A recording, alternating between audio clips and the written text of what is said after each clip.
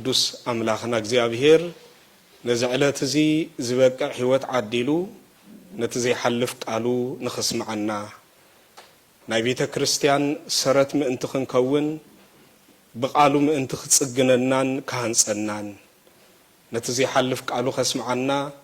ነዝዕለት እዚኣ ብሰላምን ብድሓንን ስለዝሐለወና ቅዱስ አምላኽና እግዚአብሔር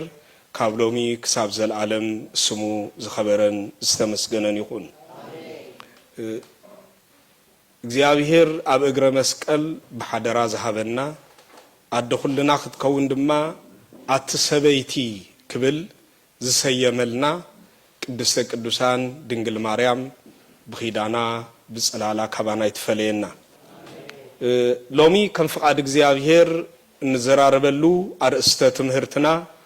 ሐዋርያ ቅዱስ ጳውሎስ ንኤፌሶን ቤተ ክርስቲያን ኣብ ዝጸሓፎ መልእኽቱ ኣብ ምዕራፍ 4 ቁጽር 3 ዘሎ ቃል መበገሲ ብምግባር እዩ። እቲ ቃል ብንጹር ምእንቲ ክርዳእና ካብ ቁጽር 1 ጀሚረ ከምቡበ መዘራረቢ አርእስትና ግን ኣቀዲሙን ቦቦታት ክንገረና ከም ዝጸንሐ ነቲ ብመንፈስ ቅዱስ ዝረኸብኩም ሕብረት ይዝብል ነቲ ብመንፈስ ቅዱስ ዝረኸብኩም ሕብረት በማእሰር ሰላም ጠሚርኩም ክትሕልውዎ ተጋደሉ ዝብል እዩ። ነዚ ብንጹር መረዳእታ ምእንቲ ክህልወና ግን ምስ ዘለና ግዜ ዝተወሰነ ካብ ቁጽር 1 ጀሚርና ክነንብብ ኢና። እቲ ቃል ከምዚ ዝብል ደጊም ኣነ ንጎይታ ብምግልጋለይ ዝተኣሰርኩ ነቲ ዝተጸዋዕኩምሉ ጽዋዓ ብቑዓት ኮንኩም ክትነብሩ እልምነኩም ኣለኹ። ብሓቂ ትሑታት ከምኡን ለዋሃት ኩኑ ንሓድሕድኩም ብፍቕሪ እናተጻወርኩም ከዓ ዕጉሳት ኩኑ ነቲ ብመንፈስ ሕብረት ብማእሰር ሰላም ጠሚርኩም ክትሕልውዎ ተጋደሉ ከምቲ ንሓንቲ ተስፋ ዝተጸዋዕኩም ንሓደ ሰብነት ሓደ መንፈስ ኣሎ ንሓደ ጎይታ ሓንቲ እምነት ሓንቲ ጥምቀት ኣሎ ከምኡውን እቲ ልዕሊ ኩሉን ብኩሉን ኣብ ኩሉን ዝኾነ ሓደ አምላኽን ኣብ ኩሉን ኣሎ። ስለ ቃሉ ስም እግዚአብሔር ዝኸበረን ዝተመስገነን ይኹን። ሎሚ ከም ፍቃድ እግዚአብሔር እምበኣር ሐዋርያ ቅዱስ ጳውሎስ ንኤፌሶን ቤተ ክርስቲያን ዝጽሓፈላ መልእኽቲ መሰረት ብምግባሪና ክንዘራረብ ብጥቕልሉ ክንሪኦም ከለና ሐዋርያ ቅዱስ ጳውሎስ ንኤፌሶን ቤተ ክርስቲያን ዝጽሓፈላ መልእኽቲ ኣብ 6 ምዕራፍ ዝተኸፍለ እዩ። ካብዞም 6 ምዕራፋት እቲ ሓደ ድማ ምዕራፍ 4 ዝርከብ እዩ። ምዕራፍ 4 ምዕራፍ 5 ንጹር ዝኾነ መረዳእታ ብዛዕባ ቤተ ክርስቲያን ካብ ዝተጠቕሰሎም ምዕራፋት እቲ ሓደ እዩ። ምዕራፍ 4 ካብ ቁጽር 1 ክሳብ 16 ዘሎ ቃል እንተደኣ ተመልኪትና ብንጹር ብዛዕባ ሓድነት ቤተ ክርስቲያን ናይ ቤተ ክርስቲያን ሓድነት መሰረቱ መን ከም ዝኾነ ናይ ቤተ ክርስቲያን ሓድነት ኣብ ቤተ ክርስቲያን ዘለዎ ጥቕሚ ክሳብ ክንደይ ከም ዝኾነ ቤተ ክርስቲያን መለለይ ምልክታ ሓድነት ከም ዝኾነ ወይ ድማ ሕብረት ከም ዝኾነ ብንጹር እዚ ምዕራፍ እዚ ይረዳእና። ብኻልእ ኣባህላ ሊቃውንቲ ቤተ ክርስቲያን ክጠቕስዎን ከለው እቲ ንጹር መልክዕ ቤተ ክርስቲያን ዝተጠቕሰሉ ምዕራፍ ተባሂሉ ይንገረሉ። ናይ ቤተ ክርስቲያን መልክዓ እንታይ እዩ ዝመስል? ቤተ ክርስቲያን ኣብ ዓለም እትግለጸሉ መልክዓ ቤተ ክርስቲያን ኣብ ቅድሚ ክርስቶስ እትረኣየሉ መልክዓ እንታይ ከም ዝመስል መልክዕና እንፈልጠሉ ምዕራፍ ተባሂሉ ይንገረሉ። ነፍስ ወከፍና ብስጋ ካካብ ዝተወለድናሉ ወይ ነቦና ወይ ነዴና ወይ ንድሕሪት ተመሊሱ ክሳብ ብሓጎታትና እና ካልእን ዝኸይድ መልክዕ ከም ዘለና ክንምስክር ንኽእል ኢና። ኣብ ቤተ ክርስቲያን ዘለና መልክዕ ግን ሓደ እዩ። ተቐያያሪ እውን ኣይኮነን። ናይ ቤተ ክርስቲያን መልክዕ ሓደ እዩ። ንሱ ድማ ንክርስቶስ ምምሳል ንክርስቶስ ንምምሳል ቤተ ክርስቲያን ኣብዚ ዓለም እዚ ብተጋድሎ እትነብር ቤተ ክርስቲያን እያ። ቀንዲ ዕላማኣ ግን እንታይ እንተዳ ተባሂሉ ነፍስ ወከፍ ደቃ ንክርስቶስ መሲሎም ምእንቲ ክርከቡ ሐዋርያ ቅዱስ ጳውሎስ ንቆሮንቶስ ቤተክርስቲያን አብዝ ጻሐፎ መልእክቱ አቀዳመይት መልእክቱ ምዕራፍ 11 ንጹር ዘርአይና መልእክቱ ንዚህ ነይሩ ከምታ አነ ንክርስቶስ ዝመሰልኩ ንስኻትኩም ድማ ንዓይመሰሉ ክብል ንሱ ናይ ነፍስ ወከፍ ጉዕዞና ናይ ሓደ ክርስቲያን ተጋድሎ ናይ ቤተ ክርስቲያን ናይ መዓልታዊ ዕዮዓ ናይ መዓልታዊ ስርሓ ነፍስ ወከፍና ንክርስቶስ ክሳዕ ምምሳል ደረጃ ክንበጽሕ ከም ዝኾነ ብንጹር ኣብዚ ቅዱስ ቃል ዝየረዳና እንታይ ዕላማና መወዳእቱ መን ንኽንመስል ኢና ክርስትና ንነብር ንጎረቤትና ንኽንመስል ኣይኮነን ንዓለም ንኽንመስል ኣይኮነን ወይ ውን መን ንኽንመስል ኢና ዳ ኣብዛ ቤተ ክርስቲያን እዚኣ ንነብር ተይልና ናይ መወዳእታ መብጽሒ ደረጃና ክርስቶስ እዩ ነዚህና ድማ ኣብ ኩሉ ዘመንና ናይ ቤተ ክርስቲያን መልክዕ ኣባና ምእንቲ ክግለጽ ዘመንና ሙሉእ ብተጋድሎ ምንባር ዘድልየና ምኽንያቱ ብተጋድሎ ሓሊፉ ንክርስቶስ ዝመስል መልክዕ ሒዙ ሕጂ ሲኣኽለኒ ኢሉ መደምደምታ ዝገበረ ብዙሓት ናይ ቤተ ክርስቲያን ኣቦታት ነይሮም እዮም እዚ ዝበልሉት ቀንዲ ምኽንያት ግን ንክርስቶስ ናብ ምምሳል ምዕባይ ዘመናቶም ብዘይ ምቁራጽ ብተጋድሎ ይነብሩ ስለ ዝነበሩ እዮም ነይሮም ሐዋርያ ቅዱስ ጳውሎስ እቲ ዝዓበየ ዝመሃረና ትምህርቲ እዚ ነይሩ ከምታ ኣነ ንክርስቶስ ዝመሰልኩ ኢሉ ርግጸኛ ኮይኑ ቅዱስ ጳውሎስ ተዛሪቡ ርግጸኛ ኮይኑ ኣነ ንክርስቶስ መሲለ ኢሉ ብምንታይ መሲሎ ብተጋድሎ ምኽንያቱ ንሱ ዘመናቱ ኩሉ ወንጌል ብህይወት ክትርጉም ዝቃለስ ዝነበረ ሐዋርያ ነይሩ ብቃል ኣይኮነን ኣስተውዕሉ ሐዋርያ ቅዱስ ጳውሎስ ንክርስቶስ መሲሉ ተረኺቡ ዝተባህለ ተባሂሉ ድማ ዝተነግረሉ ዘመናቱ ኩሉ ወንጌል ብግብሪ ክትርጉም ኣብ ተጋድሎ ዝነብር በብዙሕ ጸዋትዎ መከራ ዝሓልፍ ንቤተ ክርስቲያን ብርሃና ኮይኑ ዝተረኽበ ኣፍቶም ዘይኣምኑ ወገናት እኳ ከይተረፈ ጥዑም መዓዛ ናይ ክርስቶስ ዝሽተተሉ ሓቀኛ ወንጌላዊ ኮይኑ ዝተረኽበ ስለ ዝነበረ በዚ ምኽንያት እዚ ናይ ሐዋርያ ቅዱስ ጳውሎስ ተጋድሎ ጉዕዞኡ ንክርስቶስ ምምሳል እዩ ነይሩ ምኽንያቱ ዘመኑ ኩሉ ናይ መከራ ዘመን ዝነበረ ሐዋርያ ቅዱስ ጳውሎስ እዩ መበገሲኡ ማዕከላዊት ገጸ ምድር እስራኤል መደምደምቱ ድማ ጫፍ ናይቲ ዘመን እቲ ዝነበረት እስፔን ዝገበረ ኣብ ኩሉ ዘመናት ወንጌል ክሰብኽ ዝደኸመ ካብ ድቃሱ እኳ ከይተረፈ ንወንጌል ኣሕሊፉ ዝሃበ ኩሉ ዘመናቱ ንወንጌል ብምስባኽ ዘመናቱ ዘሕለፈ ዝተኣስረ ዝተቀጥቀጠ መከራ ዝተቀበለ ዝጠመየ ዝጸመየ ዝዓረቀ ኣብ መወዳእታውን ብስሕለት ሰይፍ ብሐምለ ሓሙሽተ ሰማዕትነት ዝተቀበለ ሐዋርያ ቅዱስ ጳውሎስ ስለዚህ ቅዱስ ጳውሎስ ኣነ ንክርስቶስ መሲለ ተረኺበ እሞ ንስኻትኩም ድማ ንመን ምሰሉ ኢሉ ንመን ምሰሉ ኢልና ንመን ንዓይ ምሰሉ ሪኢኹም ንክርስቶስ ንጳውሎስ ምርአይ ማለት ንክርስቶስ ምርአይ ማለት እዩ ምኽንያቱ ኣብ ቅዱሳን ህይወት ምን ኣሎ ተልና ክርስቶስ ኣሎ ኣብ ቅዱሳን ህይወት ምን ኣሎ ተልና እግዚአብሔር ኣሎ ምኽንያቱ ህይወቶም ተንቀሳቃሲ ወንጌል እዩ ነይሩ አስተውሉ ምናልባት ነፍስ ወከፍና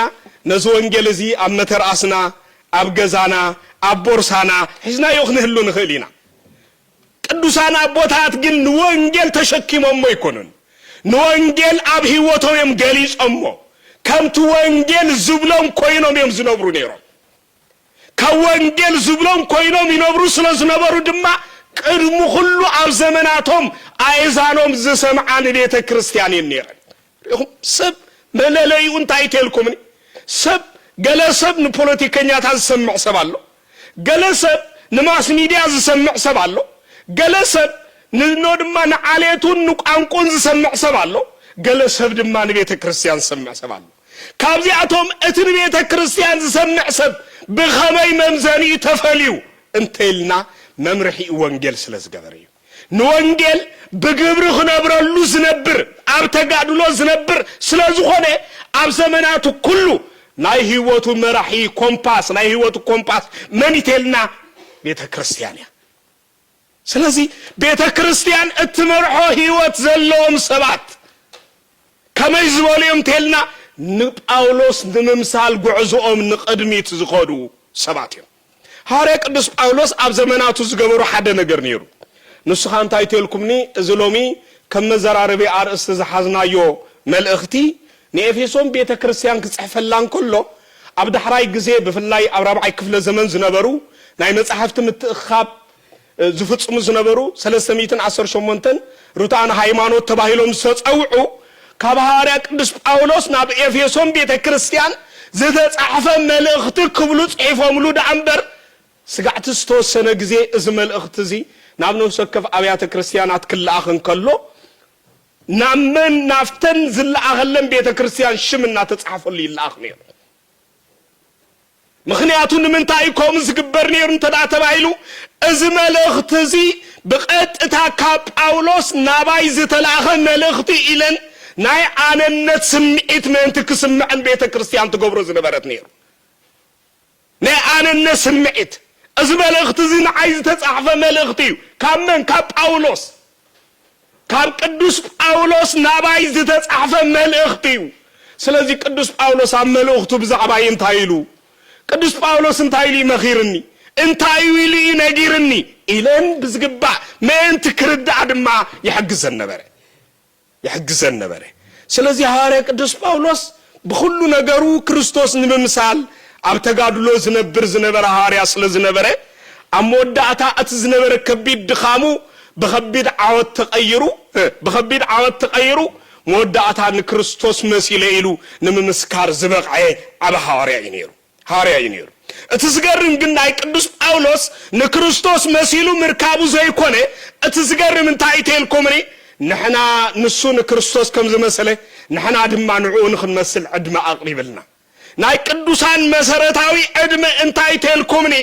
ንሕና ንዑም እንት ክንመስል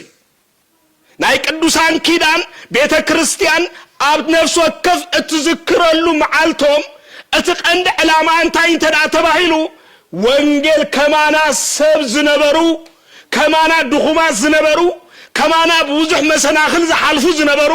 ከማና በሐፂር ደረት ቢጸቢብ ቁመት ዝተወሰኑ ዝነበሩ ኣብዚ ዓለም እዚ ከማና ካብ 4 ባህርያትን ሓሙሻይ ባህርያ ስጋን ዝተፈጥሩ ባህርያ ነፍስ ዝተፈጥሩ ካባና መፍለይ ዘይነበሮም ብተፈጥሮም መፍለይ ዘይነበሮም ወንጌል በመፍጻም ወንጌል በግብር ተርጉሞም ንክርስቶስ አስሚሮም እሙሞ ስለዚህ ለحنا ድማ ንወንጌል በግብር በመተርጓም ንእግዚአብሔር ከነስምሮ ይግባ ዝብል መልእኽት ምስጥራዊ መልእኽት ዝሓዘለ ትሕስቶ ዘሎ ኣብ ቤተ ክርስቲያን ዝኽበር ናይ መን በዓል ይተልኩምኒ ናይ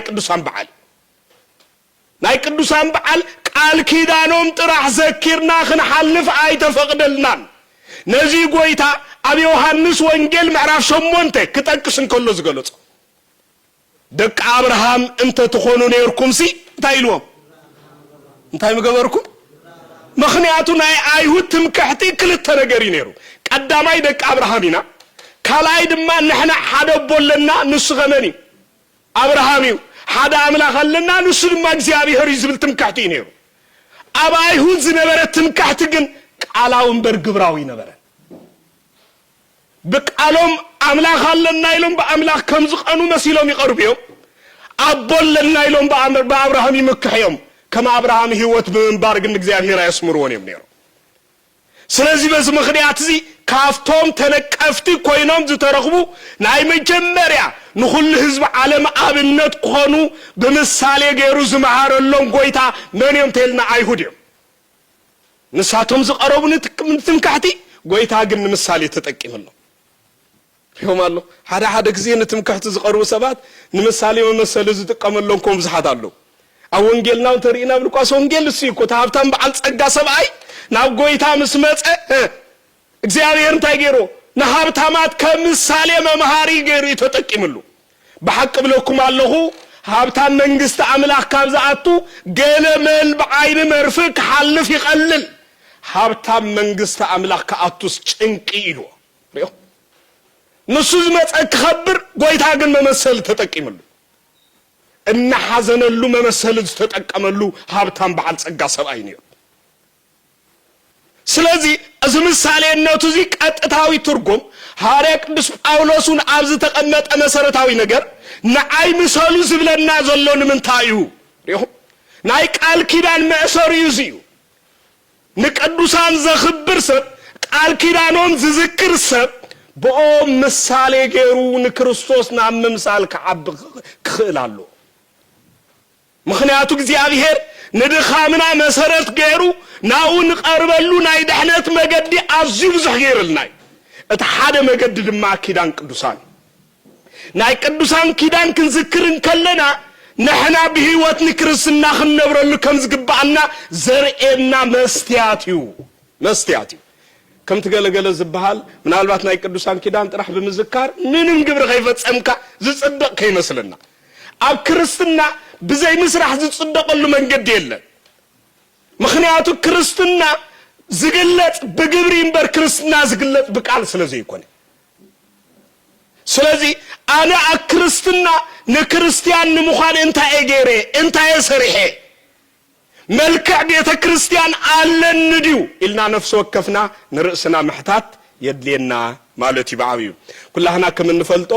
ናይ ቤተ ክርስቲያን መልክዕ ዕላምኡ ንምንታይ ተልና ንዓና ጥራሕ ኣይኮነን ነዛ ዘላ ቤተ ክርስቲያን ቀጻልነታ ርጉጽ ከም ዝኸውን ይገብር በተኻላይ መገድ ድማ ሎሚ አምላክ የለና ዝባህ ናምባል እና ዓብለለት መጽ ዘላ ዓለም በፍልስፍና ተማሪኻ ዘላ ዓለም በመንዝርና ተማሪኻ ዘላ ዓለም በአምልኮ ተጣዖት ተማሪኻ ዘላ ዓለም እትመገድ ጽድቅ ዘርኤና መንዩ ኢላ ተጨንቃ ዘላ ዓለም ንዓመሪሖም ናብ እግዚአብሔር ዘምጹ ሰባት እቶም ናይ ቤተ ክርስቲያን መልክዕ ዝንበበሎም ሰባት እዮም ስለዚህ ንሕና ዕዳለና ዕዳና ኸንታዩ ዕዳ ከም ዘሎ ዝፈልሰብ ኣሎ ዕዳለና ደይብልና ዕዳ ዘሎ ሰብ መቸስ ፈልጢኹም ከይደቀሰ ይዝሓድር ሎሚ ዳ ተዓደይቲ ደቂሶም ዝሓድሩ ኢሎም ወንበሪ ስለዚህ ዕዳ ዘሎ ሰብ ከይደቀሰ ይዝሓድር ስለዚህ ዕዳለና ዕዳና እንታይ ተልኩምኒ ምኽንያቱ ንዓና ተገይርልናዩ እትስ ተገብረልና እንታይ ተልኩምኒ ክርስቶስ ምእንታና ንርእሱ አህሊፉ በመሃብ አክንዳና ተበጅልናዩ እዝና ዓና ዕዳናዩ ከምቲ ንሱ ንዓና ንምድሓን ዋጋ ዝኸፈለልና ንሕና ድማ ካልኦት ምእንቲ ክድሕኑ አክንዶም ዋጋ ብምኽፋል ዘመንና መሕላፍ እዩ ዕዳና ሰብዕዱ ከፊሉ ዝበሃል እምበኣር ዝኽገብር ተኽኢል ስለዚህ ዓለም ትጽቢታ ካመኒ ካብ ቤተ ክርስቲያን ዓለም ትጽቢታ ካብ ቤተ ክርስቲያን እንተኾይኑ ናይ ነፍስ ወከፍ ናይ ዓለም ጥፍአት ሓላፍነት ወሳዲት መን ያተልና ቤተ ክርስቲያን ሓላፍነት ወሳዲት ቤተ ክርስቲያን ክንብልን ከለና ድማ መን ይተልና ንሕና ኢና ስለዚህ ኣነ ሓላፍነት ኣለኒ ብዝጥፍእ ዘላ ዓለም ከድሕን ሓላፍነት ኣለኒ ብዝወድቁ ዘለው ሰባት ከተንስእ ሓላፍነት ኣለኒ ዝኽሕዱ ዘለው ሰባት ናብ እምነት ክመልስ ሓላፍነት ኣለኒ ብንጽህና ምኻት ተሸጊሮም ነዛ ዓለም ዚኣ ናይ ርኽሰት ዓለም ከም ትኸውን ዝገብሩዋ ዘለው ሰባት ናይ ምድሓን ናብ ንጽህና ደረጃ ከም ዝመጹ ምግባር ሓላፍነት ኣለኒ ንቀተልቲ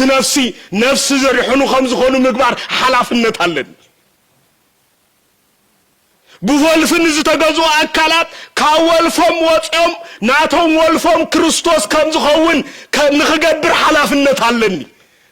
ሎሚ ብሽጋራ ዝተወለፈ በመንዝብርና ዝተወለፈ በአምልኮተ ጣዖት ዝተወለፈ በመኽብ ፍቅር ገንዘብ ዝተወለፈ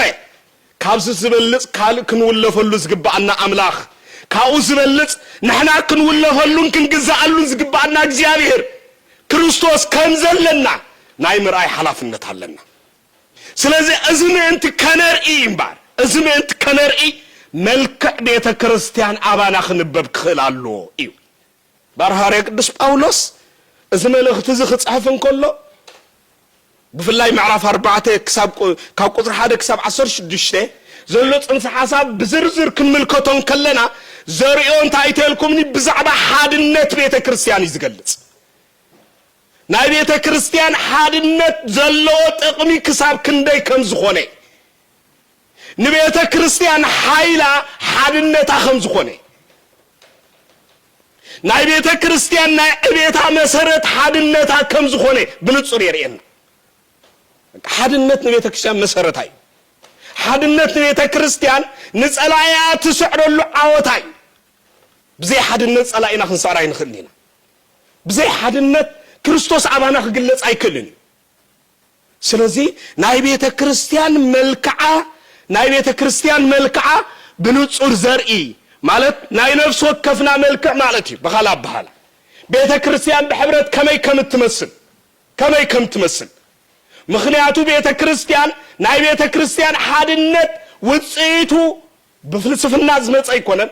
ውጽኢቱ በምርምር ዝመጽውን አይኮነን ውጽኢቱ በፓርላማ አኺባ ዝመጽውን አይኮነን ውጽኢቱ ናይ መንፈስ ቅዱስ ውጽኢት ከም ዝኾነ ይገልጻል ምክንያቱ ክርስቶስ አመስቀል ተሰቂሉ ናይ ደም ዋጋ ዝኸፈለ ንሕና ነፍስ ወከፍና ሓደ ምእንቲ ክንከውን ናይ ቤተ ክርስቲያን ሓድነት ዝተአወጀ ኣብ ኣደባባይ አይኮነን ናይ ቤተ ክርስቲያን ሓድነት ዝተአወጀ ኣብ መስቀል ናይ መስቀል ዋጋ ዝተኸፈለሉ ናይ ቤተ ክርስቲያን ሓድነት ክሳዕ መወዳእታ ኣብ ቤተ ክርስቲያን ጸኒዑ ክነብር የድሊ ኣብ ነፍስ ወከፍና ጸኒዑ ክነብር የድሊ ምክንያቱ ኩላኩም ከም ትፈልጦ መስቀል ክንደይ ቅርጽ ይዘሎ ኣርባዕተ እንዲ ሓቀ ተሓደን ኣበይ ገጽ ንላዕሊ ገጽ ተሓደን ታሕቲ ገጽ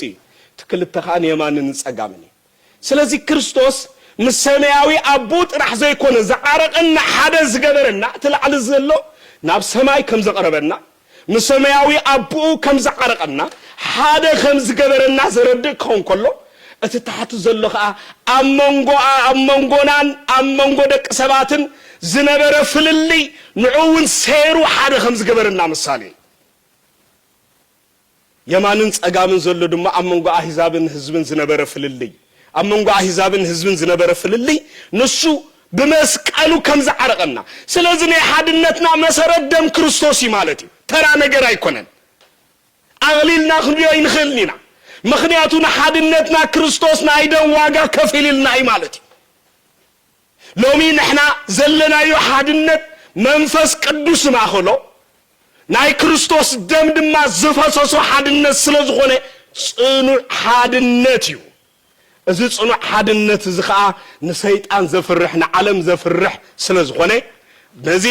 ሓያል ዝኾነ መለኮታዊ ሓይል ዘለዎ ሓድን ሕብረት ቤተ ክርስቲያን ክሳዕ መወዳእታ ከነጽንዖ ይግባአና ቤተ ክርስቲያን እትልል በሓድነታ ጸሎትና ንባዕሉ እኳ እንታይ ይዝብል ታይና ንብል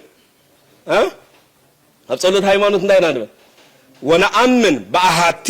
ቅድስት ቤተ ክርስቲያን እንተላይለ ኩሉ ጉባኤ ዘሐዋርያቲና ንብል ሪኹም በታሓንቲ ዝኾነ ቤተ ክርስቲያን ክንደያ ቤተ ክርስቲያን ሓንቲያ ቤተ ክርስቲያን ዶብ የብላን ቤተ ክርስቲያን ዓሌት የብላን ቤተ ክርስቲያን ካብዝ ወጻይውን ብቋንቋታት ዝተኸፍለት አይኮነትን ቤተ ክርስቲያን ሓደ ብዙሕ ቋንቋ ትንገር ነገር ግን ሓንቲያ ኣብ ብዙሕ ቦታ ከድና ንረኽባ ነገር ግን ሓንቲያ ብዙሓት ቀለምን ሕብርን ዘለዋ ዘምልኽዋ ነድማ ንኣምልኾት ዝእከቡላ ነገር ግን ክንደያ ሓንቲያ ቤተ ክርስቲያን በሓድነት ያትግለጽ ቤተ ክርስቲያን ዜግነት ይብላ ምክንያቱ ዜግነታ ሰማያዊ ዜግነት እዩ ናይ ኤርትራ ቤተ ክርስቲያን ኢልና እኳ ንጽዋዕን ቤተ ክርስቲያን ነቲ ብሔራዊ ዝኾነ ሲኖዶስ ንምግላጽ ዳእምበር ምምሕዳራዊ አቃውማን ንምግላጽ እምበር ንሃይማኖታ ንምግላጽ አይኮነን ናይ ቤተ ክርስቲያን ንሕና እንምልኾ አምላኽ ምድራዊ ዜግነት የውሉን ምክንያቱ ንሱ ሰማያዊ ነዚህና ቤተ ክርስቲያን ኣብ ምድር ዘላ ሰማያዊት መመሓደር ሕጋ ሰማያዊ ዝኾነ ኢልና ንገልጻ ስለዚህ ኣብ ምድር እንዳነበርና ከምቲ እግዚአብሔር ዝደልየና ኮይና በሓድነት እንነብረላ ነዚህና ሕጂ ኣምኑ ንሕድሕና ዘጋጥም ምጉንና ጽኳን ተጋጢሞ ንሰማያዊ ነገር ብምዝካር ንኹሉ ነገር ከም ንርስዕ ገይሩ ሓደ ዝገብረና ነዚህ እኮ ክርስቶስ ታይ ተባሂሉ እምነ ማዕዘን እንዲ ሓቀይ ተባሂሉ እምነ ማዕዘን ማለት ታይ ማለት እዩ ከምቲ አንተ ወይ አበይ ቀሽ ዝገልጾ ዝነበሩ ብዛዕባ ሕርሻ ክትጠቅስ ከለኻ እንደ ሕርሻ ገዲፍካዮ ነው ይሕ ግዜ ጌርካ ክትርስዖ ስለትኽእል ዋላው እንተ ዓይነት መሳርሒ ሕርሻውን ክትርስዖ ትኽእል ኢኻ ስለዚህ ሎም ስደት ዘይረስዖ ነገር የለን ማለት እዩ ስለዚህ እንፈልጦ ዝነበርና ከይተረፈ ክረስዓና ይኽእል እዩ ስለዚህ እንታይ ይኽብል ደለ በመሰረቱ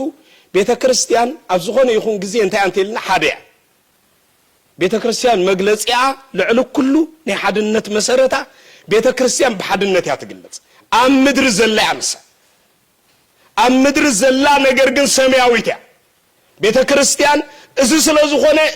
ቤተክርስቲያን ምኽንያቱ ንምንታይ ተልና መስራትያ ክርስቶስ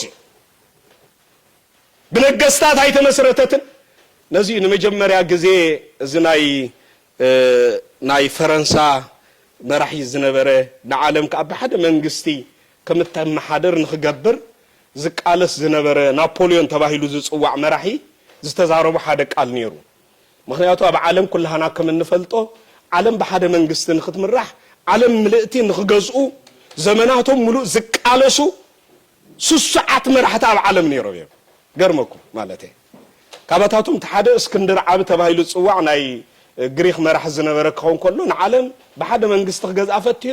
ፈቲኑ ነገር ግን ኣይኮነሉም ወዳእታ ተሳዒሩ ብድሕሪኡ ኸኣኒ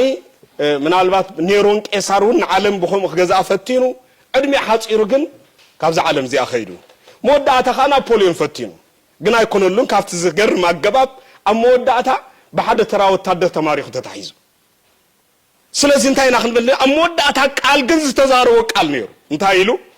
ንዓለም እስክንድር በሓደ መንግስቲ ከምትግዛእ ክገብር ፈቲኑ ግን ኣይኮነሉን ሞይቱ ቄሳሩን ፈቲኑ ኣይኮነሉን ፈይቱ ናፖሊዮን ድማ ፈቲኑ ግን ኣይኮነሉን ተሳዒሩ ኢሉ ስጋብ ሕጂ ነዚ ዓለም እዚኣ በሓደ መንግስቲ ኣብ ዘመናት ኩሉ መንግስቱ ከይተሳዕረ ዝገዝኣ ዘሎ ሓደ ንጉስ ጥራሕ እዩ ንሱ ክርስቶስ እዩ ሪኹም ምኽንያቱ ይብል ሕጂ ምኽንያቱ ንግስነት ናይ ክርስቶስ መንግስቲ ኣብ ኩሉ ዘመናት ኣብ ልቢ ደቂ ሰባት ነጊሳ እትቕፅል ዘላ ሓቀኛ መንግስቲ እዩ ሓቀኛ መንግስቲ እያ ምስ በለ ክጠቅስ እንከሎ እንታይ ዝብል ቀፂሉ ናይዚ እቲ ዝዓበየ ምስጢሩ ድማ መሰረታ ኣብ ሓቂ ዝገበረ ስለ ዝኾነት እያ እዩ ናይ ቤተ ክርስቲያን መሰረቱ ክርስቶስ እዩ ክርስቶስ ድማ ሓቀኛ ኣምላኽ እዩ መገድን ሓቅን ህይወትን ኣነ ኢሉ ዮሐንስ ወንጌል ምዕራፍ 14 ስለዚህ እምነትና ኣብ ሓቂ መሰረት ዝገበረ እዩ ሓቂ ድማ እግዚአብሔር እዩ ሓቂ ክርስቶስ እዩ እምነትና ኣብ ተሓቀኛ መገድ መሰረት ዝገበረ እዩ መገድና እግዚአብሔር እዩ ክርስቶስ እምነትና ህያዊው ንብዙሓት ናብኡ ዝቐረቡ ህይወት ከም ዝረኽቡ ዝገብር እዩ ህይወት ድማ እግዚአብሔር እዩ ክርስቶስ እዩ ስለዚህ በዚ ምኽንያት እዚ ሕብረትና ህይወት ዘለዎ እዩ ሕብረትና ኣብ ሓቂ መሰረት ዝገበረ እዩ ሕብረትና ናይ ክርስቶስ ደም ዋጋ ዝተኸፍለሉ እዩ ሕብረትና ንዓለም ጸልዩ ናብ ቅድስና ከምትመጽእ ዝገብር ሓቀኛ ሕብረት እዩ ሃርያ ቅዱስ ጳውሎስ እምበር ናይ ቤተ ክርስቲያን ሓድነት ብንጹር ዘርኤና ዘሎ ኣብዚ መሰረታዊ ነጥቢ ነዚ መሰረት ብምግባር እዩ ማለት እዩ ነዚ መሰረት ብምግባር ይኹም ኣለኹም ሎሚ ኣብዚ ዓለም እዚ ትርእዩ ኢኹም ምኽንያቱ እምነት ኦርቶዶክስ ተዋህዶ ቤተ ክርስቲያን እናወሓደ እናንቆልቆለ ሊቀ ጳጳስ ከም ዝነበረ ንዝክሮ እምበር ዮሐንስ ንዝበኸላ ሃገር ከም ቅድስቲ ሃገር ከድና ይንበጽሓን ኢና ኣይደንቀኩም ኣይደንቅን ናይ ከምዚ ዓይነት ታሪክ ግዳይ ዝኾና ማዕለያ ዘይብለን ሃገራት ኣለዋ ሃርያ ቅዱስ ጳውሎስ ዝበዝሐ መልእኽቲ ዝጽሓፈለን ሃገራት ሎሚ እምነት የለዋን ኣብ መጽሓፍ ቅዱስ እምበር ብግብሪ ብእምነት ኣይንረኽበን ኢና ንምንታይ ይመስለኩም ምኽንያቱ ሓድነት ቤተ ክርስቲያን እናተገዝገዘ ኣብነት ቤተ ክርስቲያን እናተበርበረ እንተመጽኡ ንሓድነትና ዋጋ ተዘይከፊልና እዛ ሎሚ ዘለና ቤተ ክርስቲያን ጽባሕ የላ ግልጽ ዲ ሓቀ ሓድነት ክሳብ ክንደይ ኣብ ቤተ ክርስቲያን ቀጻልነት ዋጋ ከም ዘለዎ እንተዘይተረዲእና ንቤተ ክርስቲያን ናብ ሓደጋ እናውደቕና ንኸይድ ኣለና ሪኹም ስለዚህ ኣነ ኣብ ናይ ቤተ ክርስቲያን ኣብ ትውልዲ ኣብ ምቕጻል ክኸፍሎ ዝግባአኒ ዋጋ እንታይ እዩ ናይ ቤተ ክርስቲያን ሓድነት ስጋዕ መወዳእታ ክዕቀብን ክሕሎን እንታይ ክገብር ኣለኒ ዝብል ሕቶ ኣብ ግብሪ ኣብ ምትርጓም ክንቃለስ ዝግባአና ነፍስ ወከፍና ኢና ሐዋርያ ቅዱስ ጳውሎስ እምበር ብትኽክል እቲ ሕጂ ሒዝናዮ ዘለና ሓድነት ብማእሰር ሰላም ንኽጸንዕ እንተ ዘይተግሂና ኣብ ሓደጋ ከም እንውድቆ ይዝገልጸልና ዘሎ ትግሁ ምኽንያቱ ነቲ ብመንፈስ ቅዱስ ዝተረኽበ ሕብረት ብማእሰር ሰላም ከነጽንዖ እንተ ዘይተቃሊስና እንተ ዘይተግሂና ንቤተ ክርስቲያን ኣብ ሓደጋ ክንውድቃ ኢና ነዚ መልእኽቲ ዝገልጽ ዘሎ ሐዋርያ ቅዱስ ጳውሎስ እምበር ብንጹር ዝገልጸልና ዘሎ ነዚ ንምፍጻም መሰረቱ ለውሃት ከም ዝኾነ መሰረቱ ታሕትና ከም ዝኾነ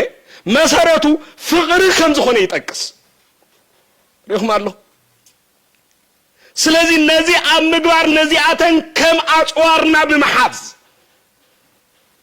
ነቲ ካብ መንፈስ ቅዱስ ረኸብናዮ ሕብረት ድማ ስጋዕ መወዳእታ ከነጽንሖ ከም ዝግባአና ይገልጽ በመጀመርያ ክፍለ ዘመን ሰብ ክፍጠር እንከሎ ናይ ወዲ ሰብ ሕብረት ዝኣወጀ እግዚአብሔር እዩ ነይሩ ኣብ ዳሕርዋይ ዘመን ናይ ደቂ ሰባት ሓድነት ዝኣወጀ ድማ መንፈስ ቅዱስ እዩ ነይሩ ፍልል የብሉን ኣቐዲሞም ኣብ ቤቀሽ ምሕረት ኣብ ነቲ ቃል ተንኪፎሞ ነይሮም ምክንያቱ ኦሪት ዘፍጥረት ምዕራፍ 2 ክትምልከቱ ከለኹም ካብ ቁጥር 24 ዝተጠቕሰ ቃል ሓደ ዓቢ ቃል ትረኽቡ ኢኹም እቲ ቃል እንታይ ዝብል እንተዳ ተባሂሉ ሰብ በይኑ ክነብር ጽቡቕ ኣይኮነን እሞ እንታይ ዝብል ኣይሰማዕኹም አቤት እንታይ ንግበረሉ ደጋፊት ወይ ድማ ሓጋዚት እንታይ ንግበረሉ ይዝብል ንአዳም እዚ ቃል እዚ ዝተነግሮ 21 ፍጥረት ኣብ ዝተፈጠሩሉ ግዜ አንበሳ ተፈጢሩ ነይሩ ካብ አራዊት በጋዕ ተፈጢራ ነይራ ካብ እንስሳ ዘቤት ኩሉ ፍጥረት ኣብ ዝተፈጠረሉ ኢብን እዚ ጥራሕ ዘይኮነ ኣብ ሰማይውን መላእክቲ ኣብ ዝተፈጠሩሉ ግዜ እግዚአብሔር ሰበይኑ ክነብር ጽቡቕ ኣይኮነን ኢሉ ሪኹ ሰበይኑ ክነብር ጽቡቕ ኣይኮነን መላእክቲ ደየለውን እዮም ሰበይኑ ክነብር ጽቡቕ ኣይኮነን አራዊትን እንስሳታትን ኣይተፈጠሩ እንዲዮም እዚ ኩሉ ብዘሎ ሰበይኑ ክነብር ጽቡቕ ኣይኮነን ተባሂሉ ምክንያቱ ንሰብ ተባሂሎም ዝተፈጠሩ ኩሎም ንሰብ እንታይ ክገብሩ ይክእሉን ከዕግቦ ኣይክእሉን እዮም ንሰብ ዘዕግቦ ሰብ እዩ ግልጽ ዲ ሓቀይ ግልጽ እንዴ ስለዚህ ዘመናዊ ዓለም ኮይኑ እምበር እንታይ ዝብሃል ሎሚ ካብ ዘመን እዚ ምናልባት ሰብ መልክዑን ምፍላጥ መስጢያት ተማሂዙ እምበር መስጢያት ኣብ ዘይነበረሉ ግዜ መልክዕና እንታይ ይመስል ምን ይነግረና ነይሩ መልክዓይ እዚ ዝመስል ኢሉ ክዛረብ ዝኽእል ሰብ ኣሎ ዲ ነይሩ ዲ ኣይነበረን መልክዕና እኳ ዝፈልጦ መን ነይሩ ሰብ ነይሩ ሪኹም መልክዕና ንምፍላጥ ከመይ ከም ንመስል ንምፍላጥ ግድን መን የድልየና ነይሩ ሰብ የድልየና ነይሩ ብዘይ ሰብ መልክዑ ክፈልጥ ከም ዝኽእል ገይሩ ኣይተፈጥረን ኣብ ኣካላትና እኳ ከይተረፈ ብጻይና ዝፈልጦ ንሕና ዘይንፈልጦ እግዚአብሔር ኣቐሚጥልና ንምንታይ እንተልና ሰብ በይኑ ሙሉእ ክኸውን ኣይክእልን እዩ እቲ ቃል ዝተጠቕሶ ብዙሓት ሰባት ንሓዳር ኢና ንጠቕሶ ልክዕ እዩ እቲ ዝዓበየ መልእኽቱ ግን ንሓድነት ዝገልጽ እዩ እቲ ዝዓበየ መልእኽቱ እዚ ቃል እዚ ንመነኮሳት የድልዮም እዩ እዚ ቃል እዚ ንባሕታውያን የድልዮም እዩ እዚ ቃል እዚ ንሰብ ሓዳር የድልዮም ሰብ ብዘይ ሰብ ሙሉእ ኮይኑ ክነብር ከም ዘይክእል ብኻላ ባህላ ትፈልጦ ይኹም በዚ ናይ ቤተ ክርስቲያን ትምህርቲ አራት አይና ዲ ዝባል ሐቀ አርባዕተ አይኑ ዝባል አሉ ሐቀ ነው አርባዕቱም ጉባኤያት ተማሂሩ ዘጠነቃቀሰብ አራት አይና ዝብል መጽውዕ ስም ይቦ ማለት ቡሊያት ሐዲሳት መነኮሳት ሊቃውንት ዘአመሰሉ ትምህርታት ተማሂሩ እዚ ሰብ እዚ ሓደ ሰብ አይኮነን አርባዕተ ሰብዩ ተባሂሉ አራት አይና ተባሂሉ ይጽዋዕ ይኹም አለሁም እዚ መጽሐፍ ሰብ ንምዃን ግን ግድን ሰብ አርባዕተ አይን ክህልዎ ኣሎ አርባዕተ አይኑ ክህልዎ ተዘይክኢሉ ሙሉእ ሰብ ክኸውን ኣይክእልን አርባዕተ አይኒ ብዘይ አርባዕተ አይኑ ሙሉእ ሰብ ዝኸውን ሰብ የለን እዚ ከመን ይተልና ብጻዩ ሰብ ብዘይ ሰብ ሙሉእ ክኸውን ኣይክእልን ነዚ ልበ አምላክ ቅዱስ ዳዊት ነታ አቀዲሙ ኣብ ዘፍጥረት ዝተጠቅሰ ቃል ክትርጉመልና እንከሎ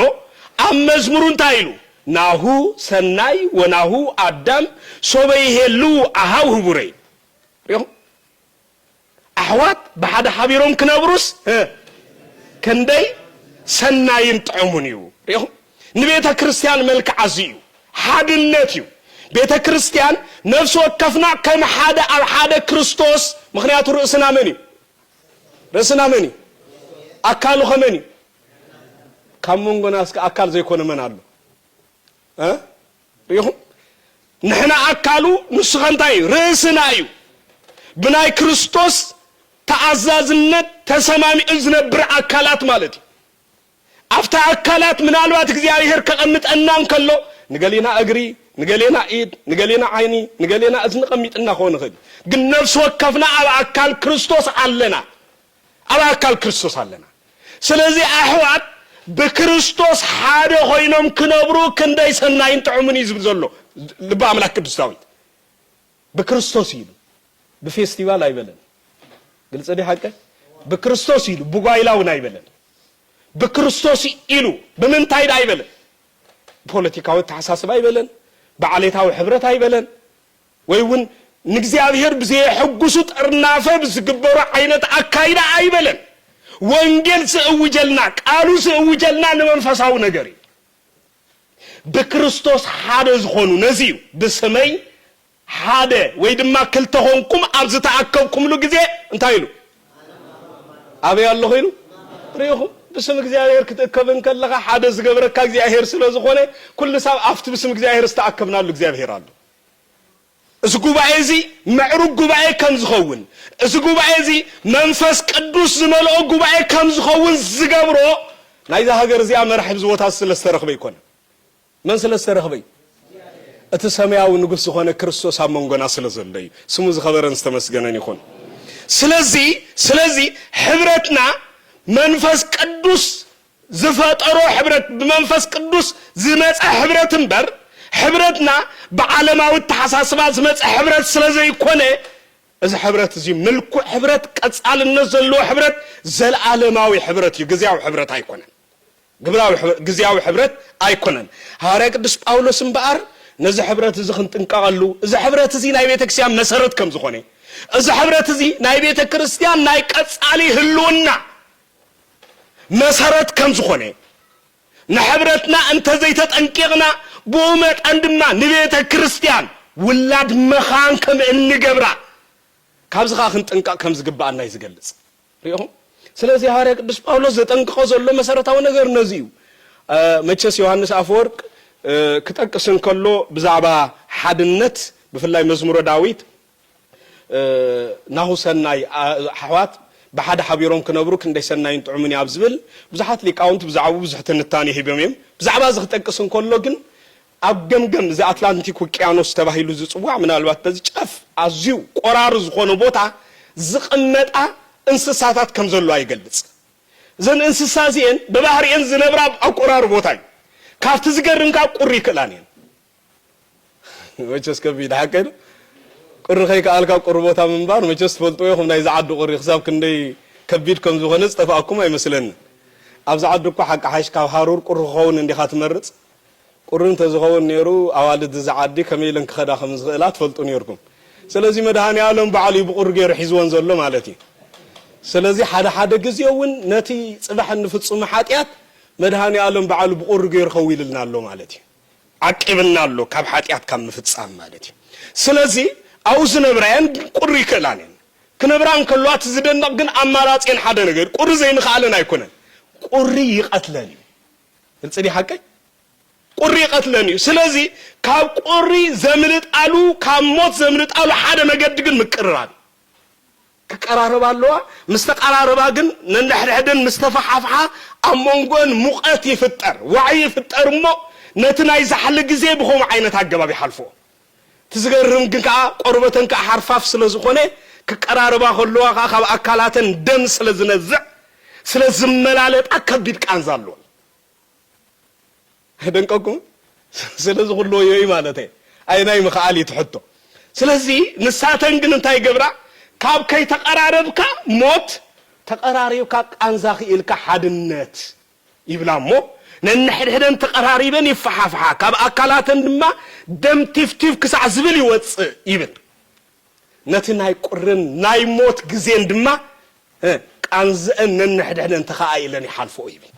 ريهم سلازي حبرت قانزا لو يتحط جها قديس يوحنس افورد نزب مثالي زمصو حبرتنا قانزا لو نتزدخمه خدقف قانزا لو نتتعبيتنيا ناب تحتن تحوت كم زخون كتقبر قانزا لو نتزيت عرمه ملحاس زلو ارنو ملحاس كسعزه طري تتصاوير كامزو ختنبر قانزا لو نتزيت دلي سنه مغبار زلو سب معروي سنه مغبار كريستياناوي سنه مغبار كسعزهلو اتغبرو قلس قانزا لو اتقانزا نوشتخا خسعز تنكف كاب اكلات كدم تفتف كسعزبل كون يخيل موداتو ግን እንታ ያለው موداتو እንታ ያለው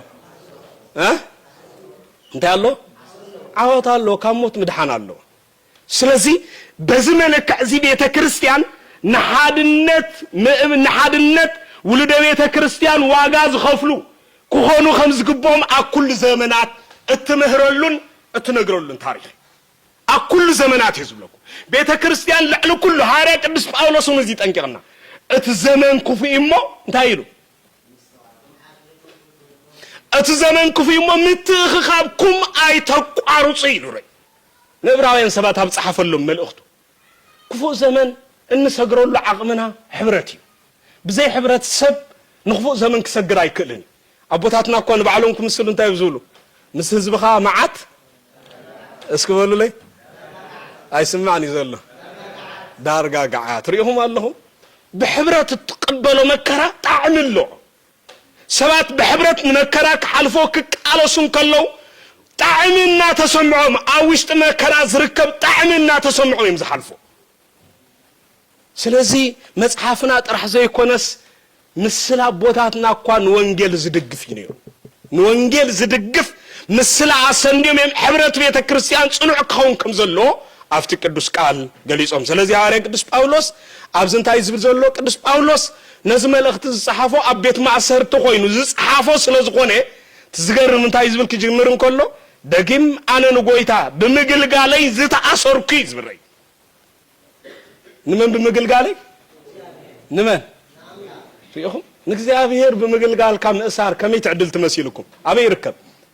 نزل دولي سوالر اسكن دولي سوات حافنا بن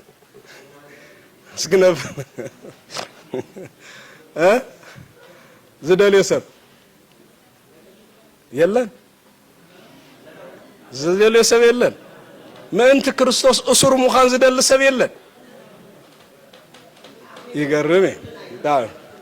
موان حقهم يقوم تماثر تحج تقاطمو اغزا بزح ነገር ገዲፍኩም ስለዝመጻኹም ንዑ ከመ ማሐደርና ዝብል ሐሳብ ስለዘለኩም ይዝኸውን ዝንገር ምስላሎ እንታይ የሚሎሞ አበይ ቀሺ ጋጣሚ ቤተ ክርስቲያን እንዳማሃሩን ከለው አጋጣም ኮይኑ ብዙሕ ሰባት ተአኪቦም ነይሮም ድንገት ግን ድምጽ በይ ቀሺ በጣም መሳጥ ስለዝነበረ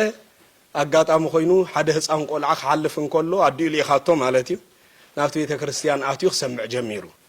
ለዓረብ ቀሺ ብዛዕባ መንግስተ ሰማያት ይሰብኩ ስለዝነበሩ ሞዳታ ሕቱሓት መንግስተ ሰማያት ከይ ዝደል ሰመን ኢሎም ተኸይ ዝደል ሰብ ኢዱ ሓፍ ይብል ኢሎም ስሓተቱ ሞዳታ ኩሎም ሓፋቢሎም ካብ ኩሎም ግን እቲ ሓደ ህፃን ቆልዓ ጥራሕ ተሪፉ ድሓር ዋ እንታይ ዳ ዝቆልዓ ዳ ናብ ሓድሽ ቦታ ንዓናይ ክትብሎ ከለኻ ኢዱ ሓፍ ዘብል ቆልዓ እዩ لوم دا خمي يخينو نغير يلوم ابيكشي وانسا دا انتاي كونكا نونو ادي بيت كريستيان بصيحكا قلطيفكا تملس يايلاتن يلوم يبحال ريهم قلطيفكا تملسنا كال خيتبل سلازبلتني بخوم يلوم يبحال سلازي انتاينا خنبل دلينا حواري قدس باولوس لعلو كله منت كريستوس مأسار زمرصاي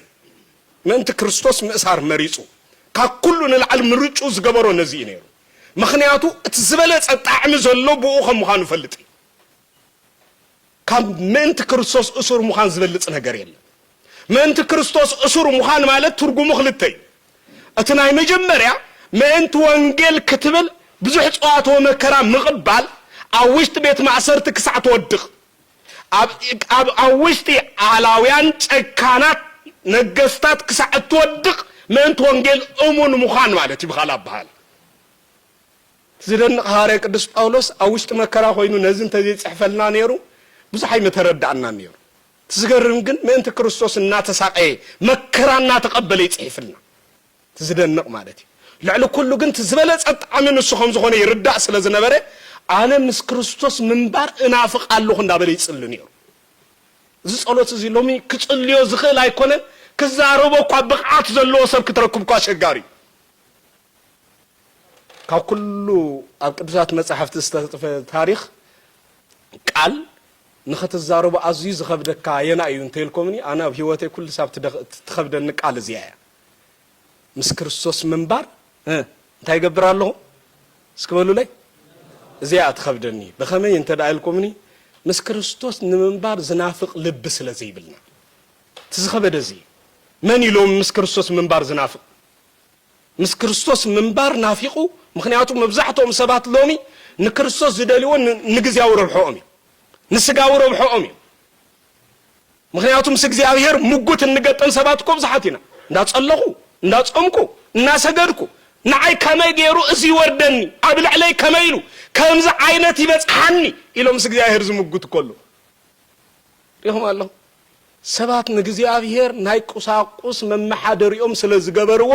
ካብ መኪና ዝሓልፍ ካብ እርማድዮ ዝሓልፍ ካብ ገንዘብ ዝሓልፍ ካብ ጥዕና ዝሓልፍ ፍቕሪ ንግዚኣብሔር ይብሎም ጥዕና እንተጎዲልካ እግዚኣብሔር ምሳኻ የለ እንታይ ገይሩ እዚ እግዚኣብሔር ካብ ሰበይ ዝገድድ ሓጢኣት ደለኒ ወረግ ይብለካ ገለገለሲ ኣስተዋልኩም ዶ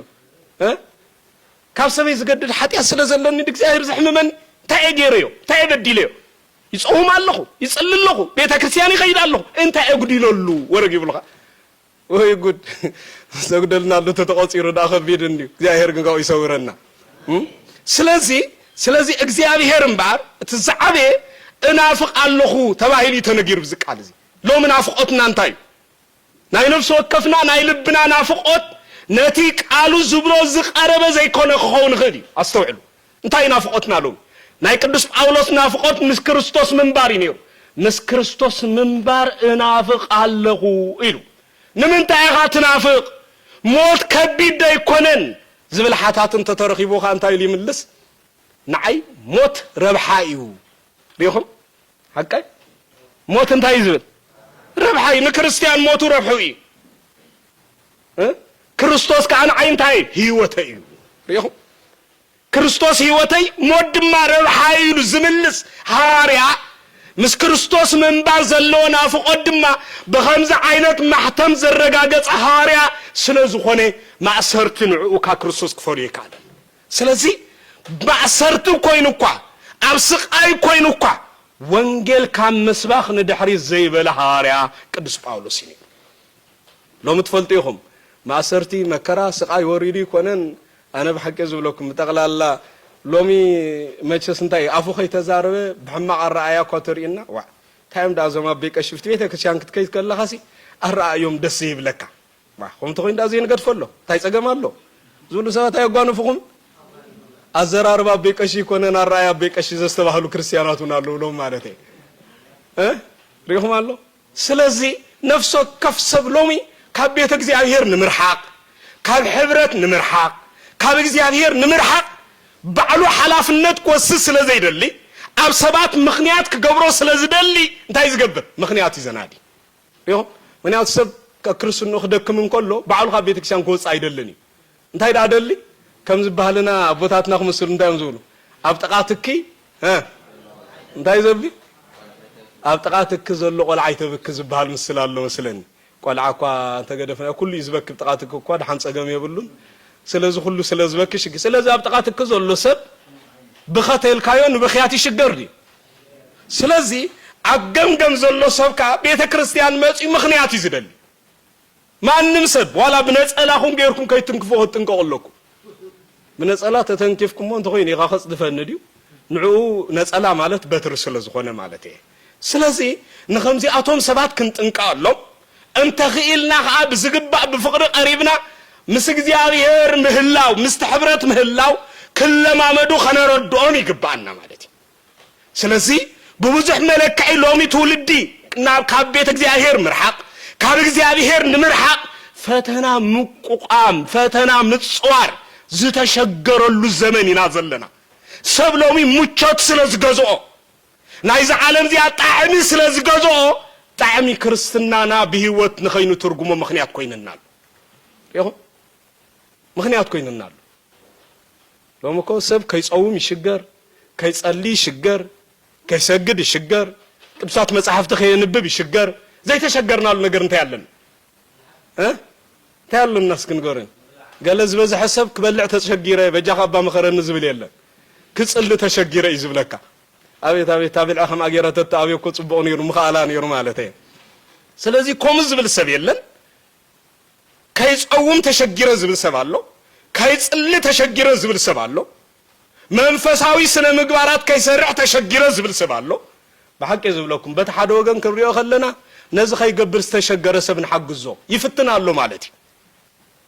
زفتن سب كاني عم مقبار يشجر مو دقف يدليو أبزق زي عبيتك سيان كدقفو زدليا ناي نفسه وكفنا الدقم دقف أب حبرة زدل لزيو حدا نقرقنك نقرأكم أب حبرة زلو سب سيد أم بقليلو أيودقون قلت سدي حكي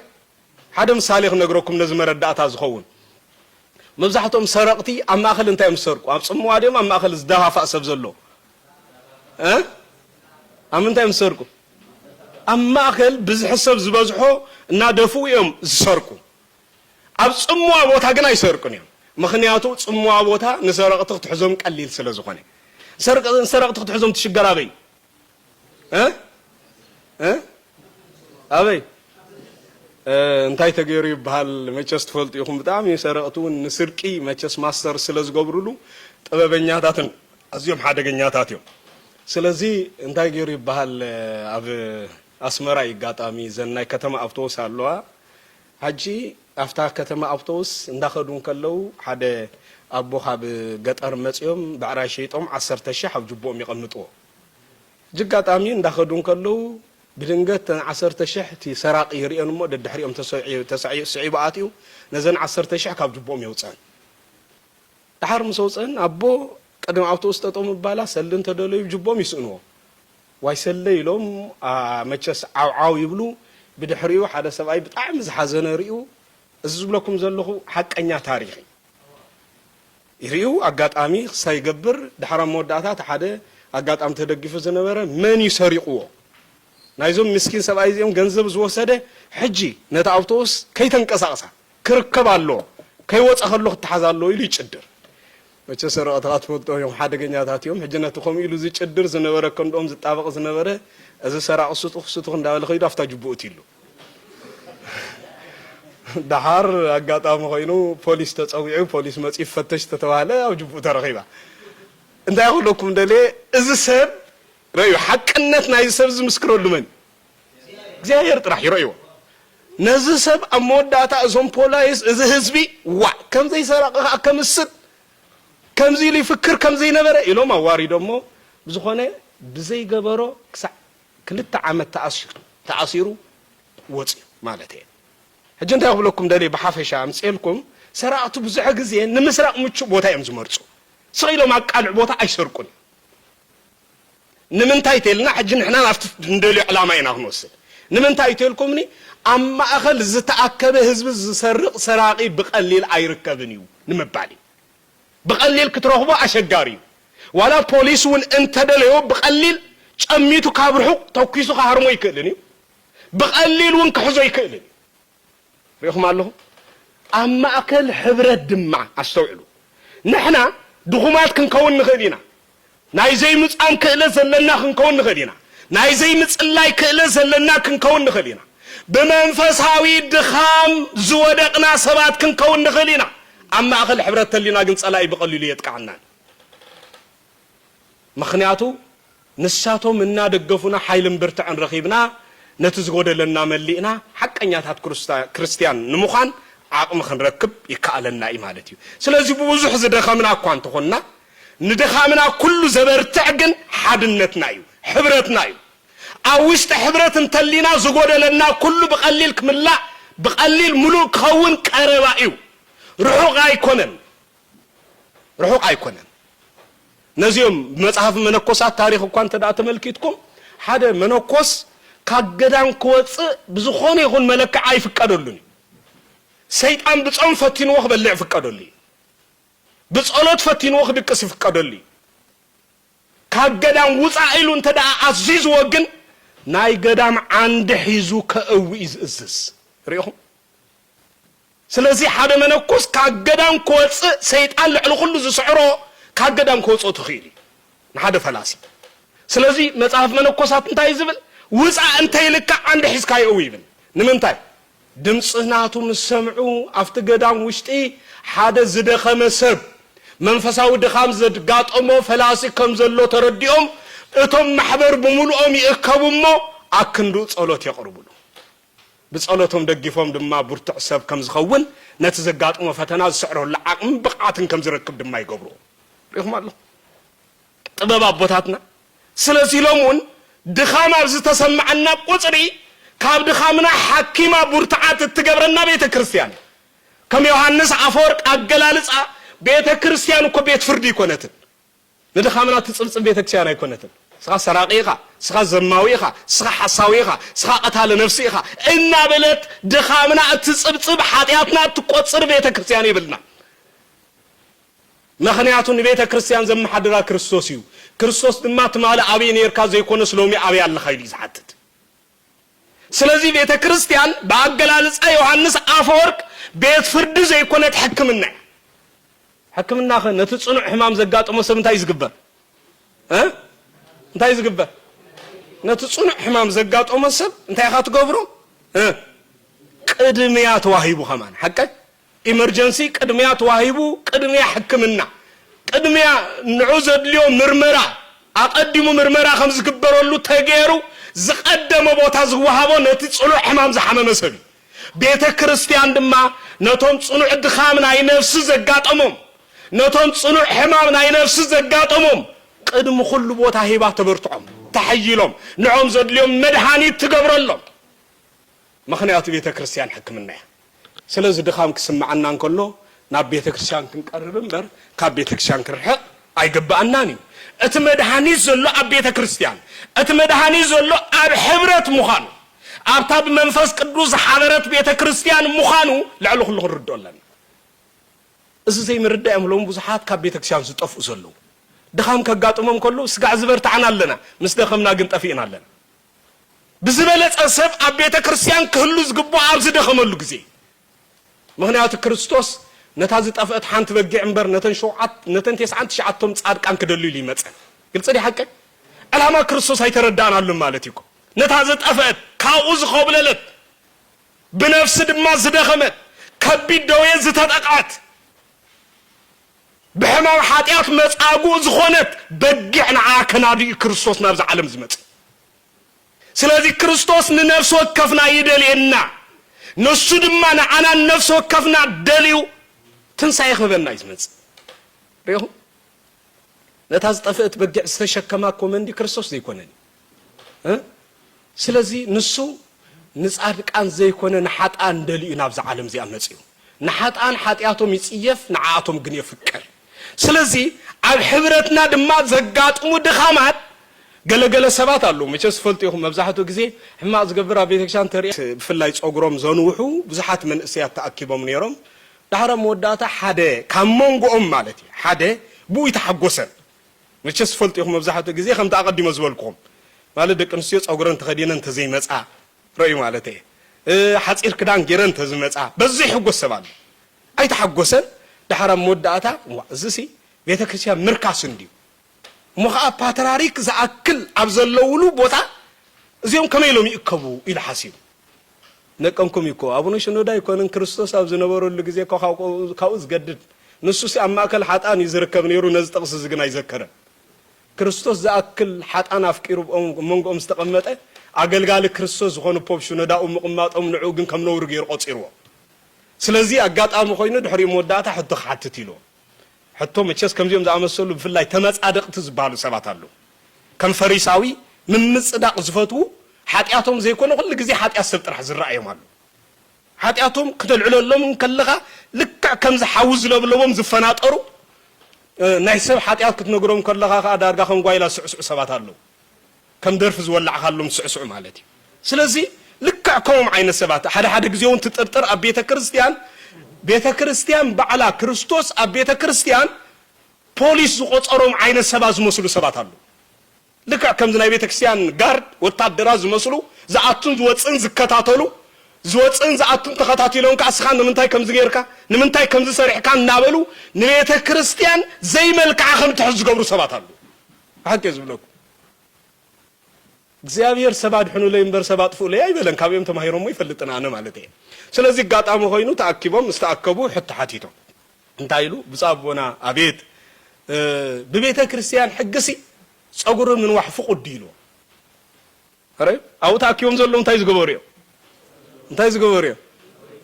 ጸጉሩ ምን ዋሕስ ፍቁዲዩ ኢሎም ሸፖፕ ሹኖዳ ነተ ህዝብ ተዓዚቦም ማለት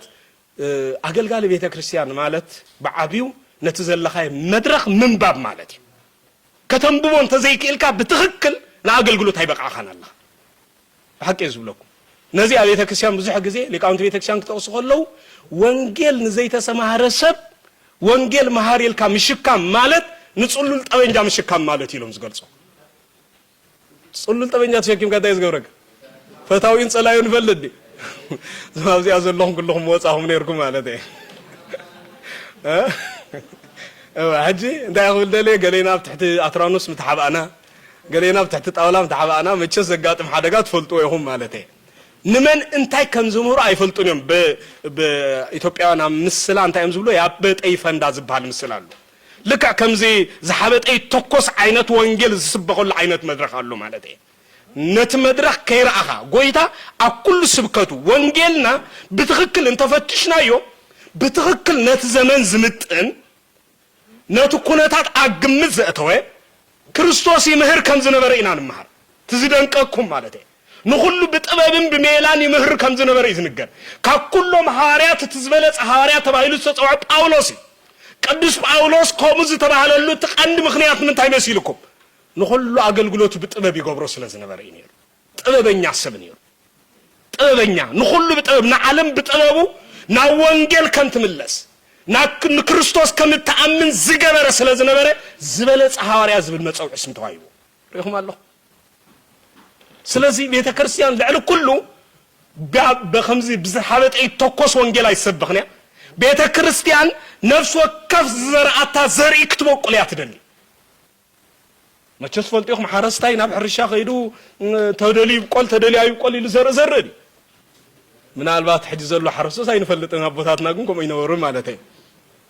ስለዚህ ፖፕሽኖዳ ልክዕኮም ምስገበረ ነቲ ጉባኤ ተዓዚቦም ምስራይዎቶም ዝበዝሑ ገሊኦም ጸጉሮም ከም ዝገሮም ዝኣሰሩዮም ገሊኦም ከአኒ ጸጉሮም ፍሪዝ ገሮም ዘዕበይዎ እዮም ብዙሕ ሪዮም ማለት እዩ شو حساب مستوسنه دقيق سق إلهم ريج زي طبب مالت سق إلهم دحرا مودات انت إلهم زودي حتى خاصبو إلهم ነገር ግን ቤተ ክርስቲያን አቀማቅማ ኃጢያትን በራ አቀማቅማ ጸጉሪ ትምህርኒ አይሎም ረሁ ንሕና እንድሕር ጸጉሮም ቀምቅምና የምስ ቀምቀምትን ታخسرሂኦም ኢሎም መባል ረሁ ሕጂ እዚ ኢሎም ንዑ ምስገሰጽዎ ቤተ ክርስቲያን ብዛዕባ ጸጉሪ ትምህርን ማለት አይኮነን ግን ናይ ጸጉሪ ናይ ሕልና ሕግንበር ጸጉሪ ቤተ ክርስቲያን ቅድም ናይ ህይወት ለውጥ ሰብ ክገብረሎ ኢላ ትእዝዞ ይኮነን ግልጽ ዲ ሐቀ ስለዚህ አይናይ ክቅድም ከም ዘሎ እንተ ዘይፈሊጥና በሐደጋ ንወድቅ እሱ ክፈልጥ ዘይምኽአል ኢኻ ሎሚ ብዙሕ ግዜ ብዙሕ ሰሪኽና ብዙሕ ከነፍር ዘይንኽእል ዘለና ብዙሕ ንደክም ኢና ብዙሕ ንሰብኽ ኢና ብዙሕ ጉባኤ ንሰርዕ ኢና ፍረና ግን ውሕድ እዩ ንምንታይ ምክንያቱ እትዝበልናይ መልሲ ንስዩ ስለዚህ ብድሕሪዚ ፖፕሽኖዳ ነቲ ሰብ አውጽዮም ነቲ ትሕትና ርእሱ ከም ዝደንን ገይሮም ምስ ነገርዎ አሞዳታ ንሱ ካፍቲ ጉባኤ ምስ መጸ ነቶም ምስ ወጸ ነቶም ዝተረፉ ግን ዝግቦም ትምህርት ምሂሮም አፋንዮም ማለት ጥበበኛ እምነ ንዝግቦ ሰብ ሞራሉ ኸይተንከፉ ንልቡ በፍቅር እግዚአብሔር ተመሲጡና ቤተ እግዚአብሔር ከም ዝመጽ ምግባር ይሰርሑ ነይሩ ስለዚህ እንታይና ክንብል ነዚውና አምጺናዮ አርስተ ትምህርትና መጠቃለል ዝገልጹ እነዚሁ ምክንያቱ ቤተ ክርስቲያን ዓላማ ንሕብረታ ጽኑዕ ከም ዝኸውን ምግባር እዩ ሕብረታ ጽኑዕ ዝኸውን بخميتلنا بمعصر منفس قدوس تأثر بمعصر سلام تأثر تقويني መጥመሪው ናይ ሰላም መጥመር ኾናሉ እዚ ናይ ሰላም መጥመር እዚ ኸዓኒ መን እዩ ዘጽንዖተልና መንፈስ ቅዱስ እዩ ስለዚ ሕብረትና ጽኑዕ ንምግባር ብዙሕ ዋጋ ክንከፍል ይግባአና ማለት እዩ ምክንያቱ ቀንዲ ዕላማና ሕብረት ምምስራት ስለ ዝኾነ እዚ ጀሚርናዮ ዘለና ሕብረት እዚ ኸዓኒ ናይ ኣብ ውሽጢ ጀርመን ዝርከቡ መንእሰያት ኦርቶዶክሳዊት ተዋህዶ ቤተክርስቲያን ኤርትራ ትንሳኤ ዝርኢሉ ሓድነቶም ኣደልዲሎም ምእንቲ ቤተክርስቲያን ተጣበቕቲ ኮይኖም ዝቆምሉ ካብ ውድቀቶም ዝትንስእሉ ካብ ክፉእ ግብሮም ድማ ብመንፈሳዊ ስነ ምግባር ተኸሺኖም ተሰሪሖም ኣርአያ ቤተክርስቲያን ዝኾኑሉ ጉባኤ ንምግባር ስለ ዝኾነ እዚ ጉባኤና እዚ እዚ ሕብረትና እዚ ናይ መንፈስ ቅዱስ ሕብረት ከም ዝኾኑ ብምእማን እግዚአብሔር በአና መገድ ገይሩ ኣብ ውሽጢ ጀርመን ክሰርሖ ዝደለየ ዓብ ስራሕ ከም ዘሎ ብምእማን ነዚ ሕብረት እዚ ንምዕባይ ክንሰርሕ ይግባአና ማለት እዩ ነዚ ሕብረት እዚ ንምዕባይ ስለዚ ነፍስ ወከፍና በዚ ትምህርት እዚ እንመሃሮ መሰረታዊ ነገር እንታይ እንተዳ ተባሂሉ ናይ ቤተክርስቲያን መሰረታ ሕብረት እዩ ቤተክርስቲያን ክሰፍሕ እንተኾይና ሕብረታ ክዓቢ ክእል ኣሎ ሕብረታን ምዕባይ ድማ ነፍስ ወከፍና ዓየይቲ ክንከውን ኣለና ሕብረት ዝምስረት ድማ ኣብ ማእከል ቡርትዓትን ድኹማትን እዩ ቡርትዓት ጥራሕ ከይትደልዩ ማለት እዩ ቡርትዓት ጥራሕ ቤተክርስቲያን ኣይትጽገን እያ ሓደ ምሳሌ ኣቀዲምና ገሊጽናዮ ዝነበርና እምነ ማእዝን ዝብል እዩ እምነ ማእዝን ኩልሃኩም ትፈልጥዎ ኢኹም ሓቀይ እምነ ማእዝን ንኽንደይ መንደቕ ዘራኽብ ንኽንደይ ዘራኽብ ንኽልተ መንደቕ ዘራኽብ እዩ ምናልባት ኣብዚ ሕጂ ግዜ ንሰለስተ ተራኽብ ይንፈልጦ እምበር ንኽልተ እዩ ዘራኽብ ማለት እዩ ኩሉ ተቐይሩ ስለ ዘሎ ሎሚ ንፈልጥኒ ኢና ንሰለስተ ዘራኽብ እምነ ማእዝን እንተመፂ ማለት እዩ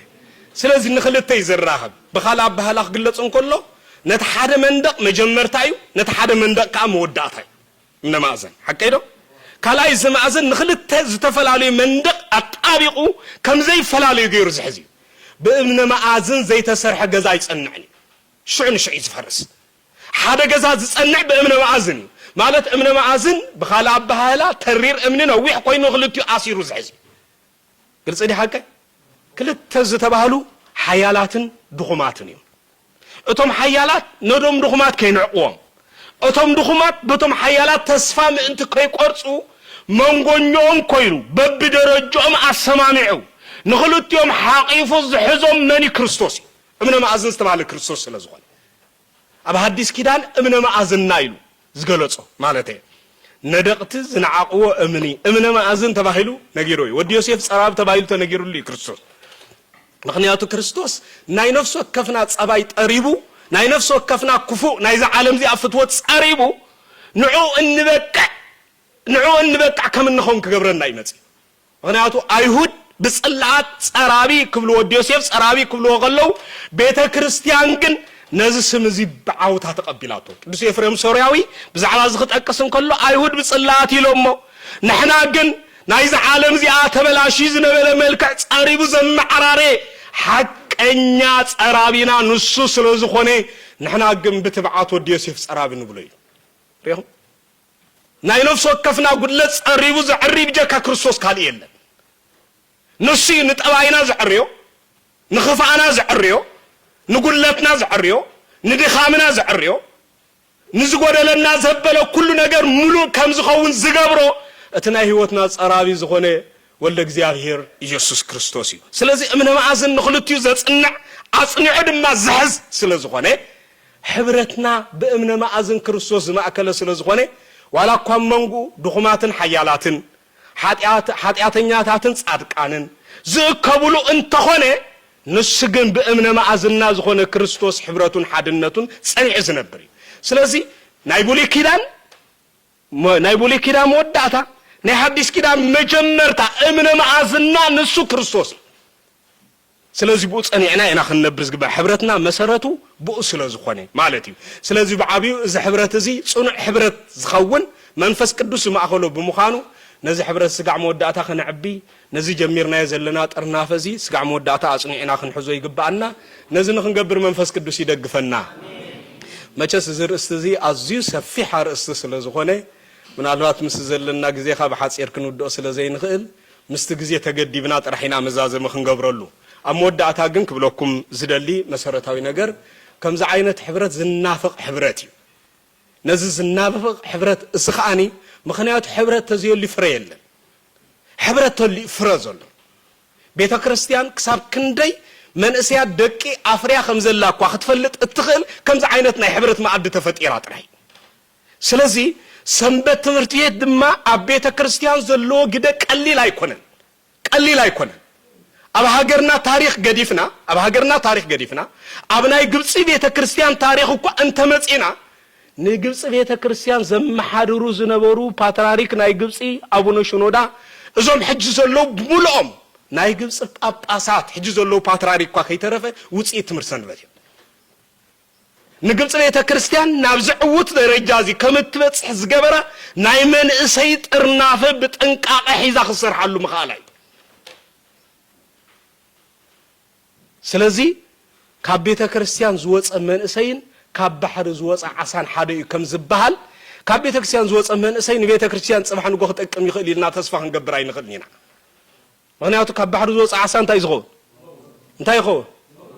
ይሰምዓኩም የለኹን እቲ ማይክሮፎን ኣብዚ ቅድሚት ጥራሕ ይስማዕ ዘሎ እሺ ካብ ቤተ ክርስቲያን ዝወፀ መንእሰይ ከ እንታይ ይኸውን ኣይተቀይሮ ይሞት እንደበለው እንታይ ሽግር አለ ስለዚ ካብ ቤተ ክርስቲያን ዝወፀ መንእሰይን ካብ ባሕሪ ዝወፀ ዓሳን ሓደ እዩ ኣብ ዝኾነ ይኹን ዘመን ቤተ ክርስቲያን እተኣመነሉ መሰረታዊ ኣስተምህሮ እዚ ምክንያቱ ቤተ ክርስቲያን መንእሰያት ተዘይብላ ቀጻልነት ድማ ይብላ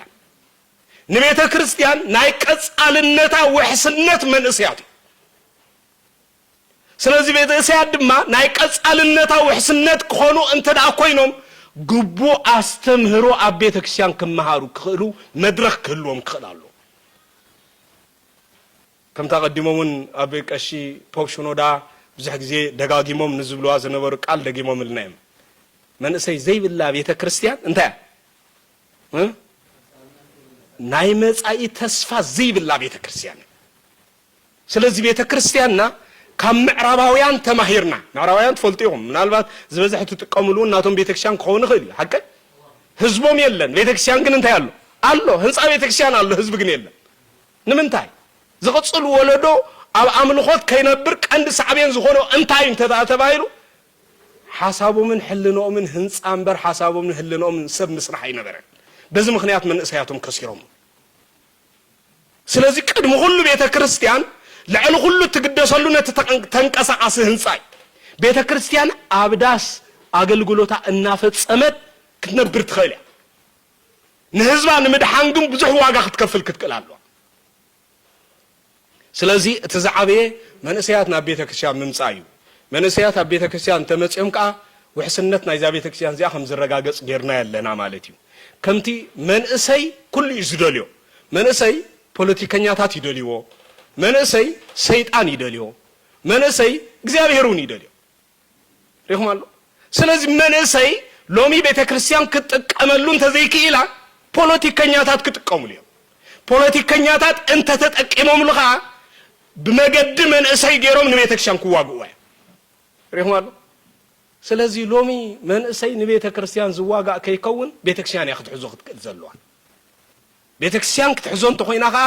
ቤተ ክርስቲያን ዝተባሃልና ንሕና ስለ ዝኾንና ኣብ መንእሰያት መሓዝ ዓብዪ ኣስተዋፅኦ ክንገብር ክንክእል ኣለና ማለት እዩ እዚኣ እታ ዝዓበየት ሓቂ ዝብለኩም ሎሚ ኣነ ዝከረኒ እዩ ካብቲ ዝደንቀኩም ኣቤ ቀሺ ዓንቶበይ ዝገልፅዎ ዝነበሩ ብ1949 ዓመተ ምህረት ቤት ትምህርቲ ሰንበት ኣብ ኤርትራ ተኸፊቱ ዝገርመኩም ማለት ምናልባት ዓመት ክንቆፅሮን ከለና ልዕሊ 60 ዓመት ገይሩ ማለት ካብቲ ዝገርም ግን ልዕሊ 60 ዓመት ገይሩ ተባሂሉ እምበር ክሳብ ዝሕጂ ሰዓት ብመለክዕ ትምህርቲ ሰንበት ዝፈረየ ውፅኢት ስለ ዘይነበረ ስጋዕ ዝቐረበ ዓመታት ዝበዝሑ መንእሰያት ኤርትራ መናፍቃን ወስድዎም ነይሩ ዝበዝሑ ማዕልያ ዘይብሉ መንእሰይ ኤርትራ ብመናፍቃን ግዒዝ እዩ ብተቃራኒ ከዓ መንእሰያት ዝቐተልዎም ፖለቲከኛታት ዝቐተልዎም መንእሰያትና ብዙሓት እዮም ሪኹም መንእሰይ ቤተ ክርስቲያን ብመናፍቃን ተቐቲሉ መንእሰይ ቤተ ክርስቲያን ፖለቲከኛታት ተቀቲሉ መንእሰይ ቤተ ክርስቲያን ባዓሌተኛታት ተቀቲሉ መንእሰይ ቤተ ክርስቲያን ብፍቶት ዓለም ተቀቲሉ ነቶም ዓለም ዝቀተለቶም ፖለቲከኛታት ዝቀተልዎም መናፍቃን ዝቀተልዎም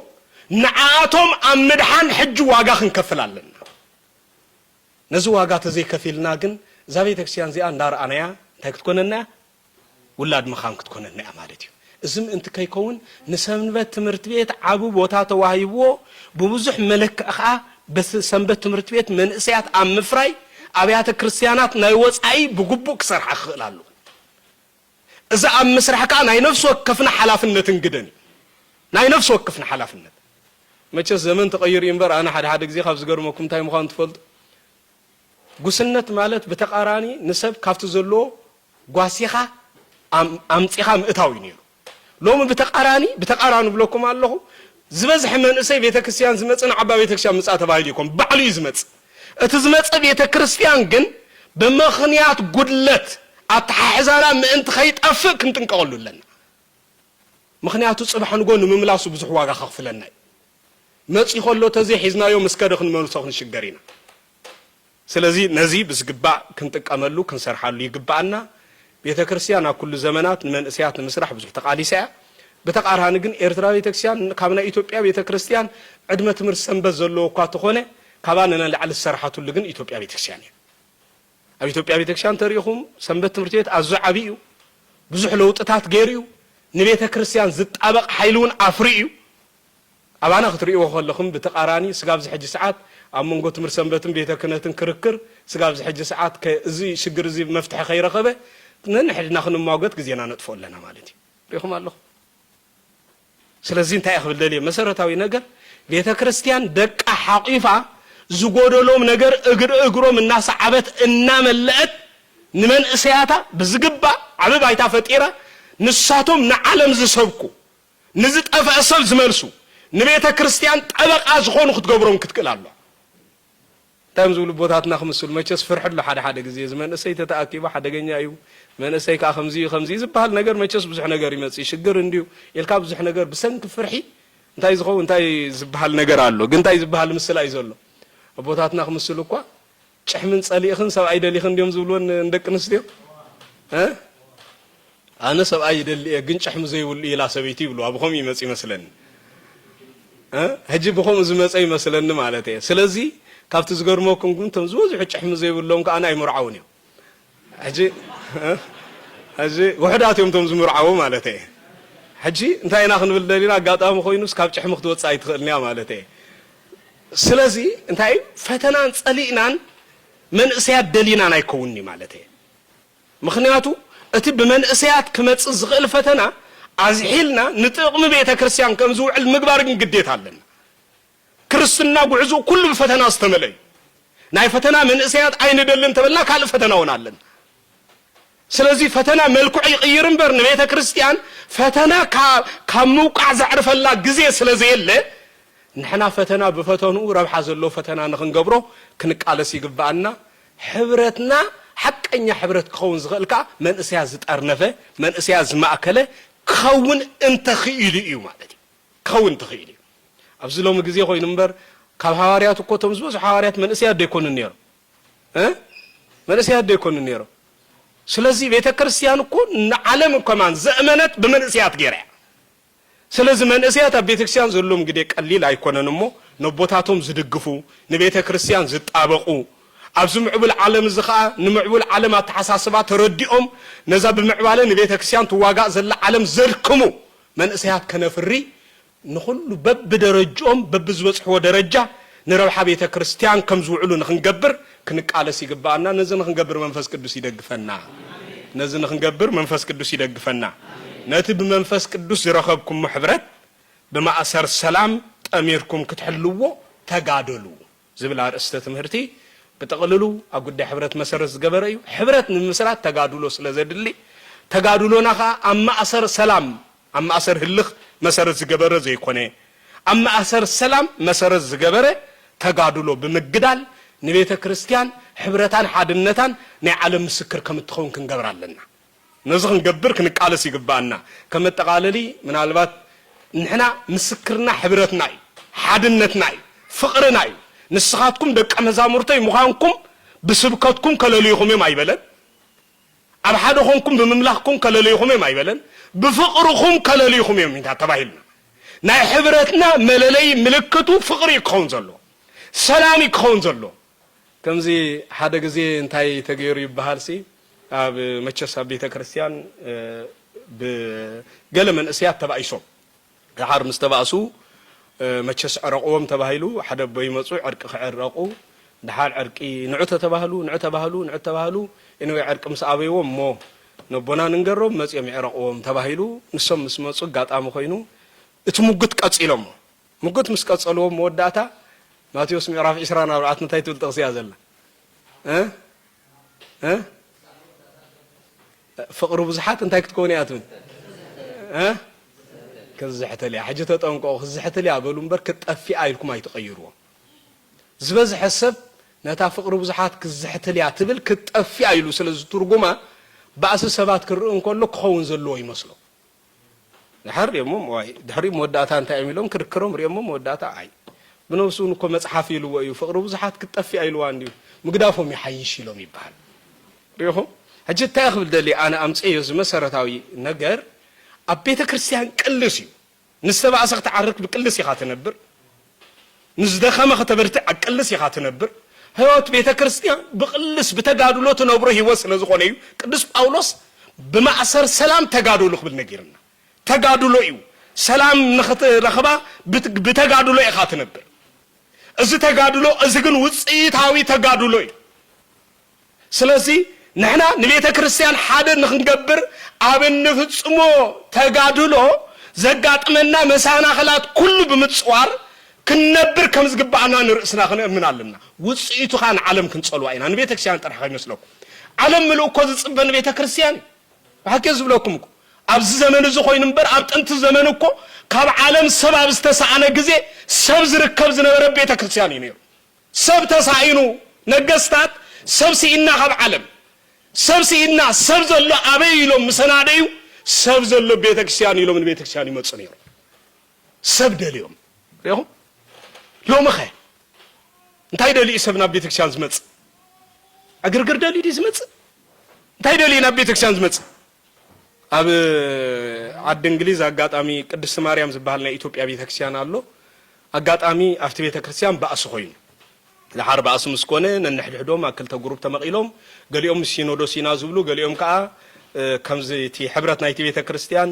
كمز زوم كنجز زبحالو زوم ناي قدم ناي درغز نبرو بحافشا خا تحبر زيدليو خا سلاز نبرو اين حبرني نايلو زيرو بوليتيكاوي اتيو ما وشت مالتي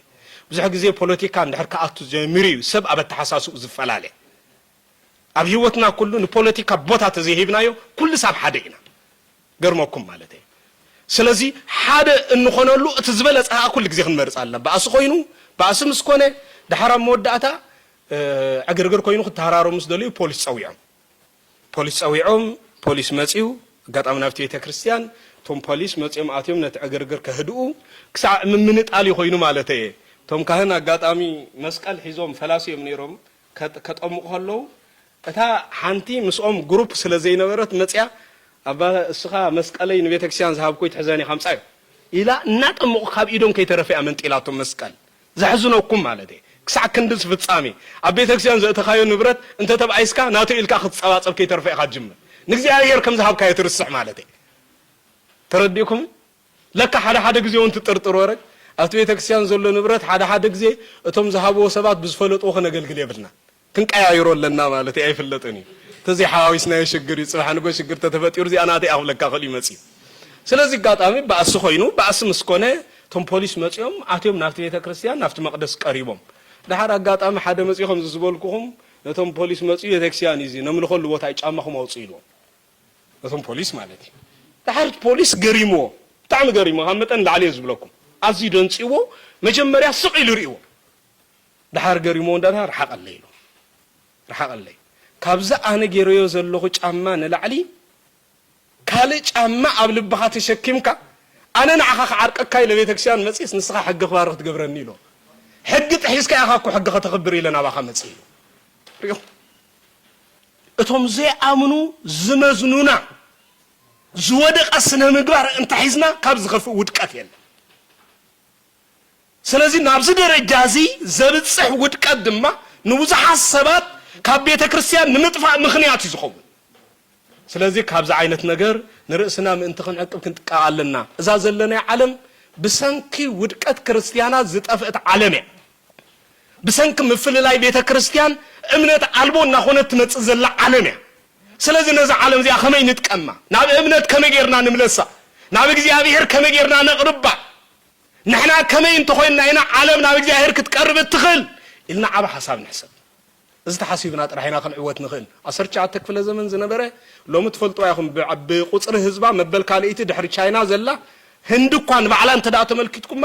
አብ ዘመን ማይተመ ጋንዲ ክርስቲያን ክትኮን ትخل ኔራ በሰንኪ አፍተ ዘመንቱ ዝነበሩ ዝተበላሸወ ስነ ምግባር ዝነበሮም ክርስቲያናት ምኽንያት ግን ስጋብ ሕጂ ቡቲዝም ኮይና ትቅጽላለ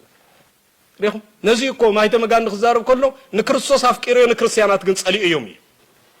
ምኽንያቱ ንሳቶም ከምናቱ መገድ አይከተሉን እዮም ዘመነ ንግስነቱ ሙሉ መጽሐፍ ቅዱስ በመንባብ ይመርሕ ነሩ ከአመነ ግን ዘመኑ ወዲ نزي بحج بزحات مهورات كتاوس خلو بسنكز تبلاشون اي كريستيانات اكايدا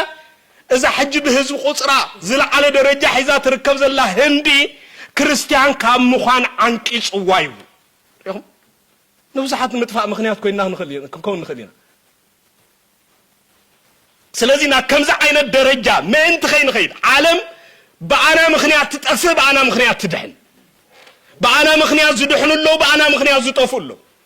سلازي نعلم نمدحان مخنيات نخون سبات ما انت خنكون حبرتنا كندلدلالن حبرت مسارتيو حبرتنا تدلدلنا خا نوزح السبات نمتقام كنكون نخلينا بحبرتنا تحاجاجزنا نبيت كريستيان ابزل على درجه نخنبصحا دعلو كله خنقالسن كنسرحن يغبانا زبل حسابن ملእክትን يزلني ياير فقادو خوينو ابز قصل غزي بخمس عينت مجدي كم تقدم استبهله بحبرت بحدنت كابزلهم من العل بزيحكم نبيت كريستيان كابزح صراحه بجرمن صريحكم زي اجر نراخب لك زي حصير كغورنا سناي فقاد يخونلنا وسبات لك